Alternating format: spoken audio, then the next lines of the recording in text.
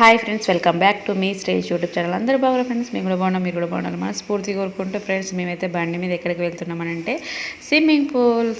ఎందుకంటే మా పిల్లలు అయితే చాలా సార్లు నుంచి అడుగుతున్నారన్నమాట.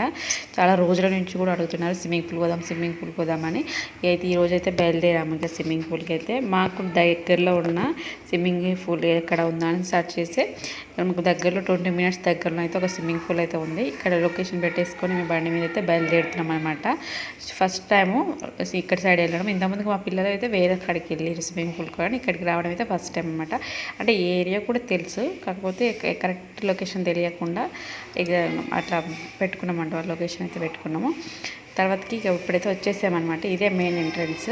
ఇక ఇక్కడి నుంచి పోవాలి. కాకపోతే మేము ఇక్కడ కాకుండా అక్కడ ఎంట్రన్స్ అనుకొని అక్కడి నుంచి వచ్చినాము. ఇక్కడి నుంచి ఇది తిరుగుతూ ఉన్నాం అనమాట. మెయిన్ ఎంట్రన్స్ ఎక్కడ అని ఇక చూడమ సార్ ముందుకు వెళ్ళిపోతున్నాడు. ఫస్ట్ ఇక్కడనే ఆపిండు, కాకపోతే మళ్ళీ ముందుకు తీసుకెళ్ళిండు. మళ్ళీ అక్కడి నుంచి ఇక్కడికి తీసుకొచ్చినాడు. ఇలా అటు ఇటు తిరిగినాము. ఇక్కడి నుంచి తర్వాత ఇక్కడ మనకైతే బైక్ పార్కింగ్ బయటనే ఉంది. లోపలికి వెళ్ళాక ఇది మెయిన్ ఎంట్రన్స్ అనమాట. కొబ్బరి చెట్లు బాగుంది ఇక్కడ.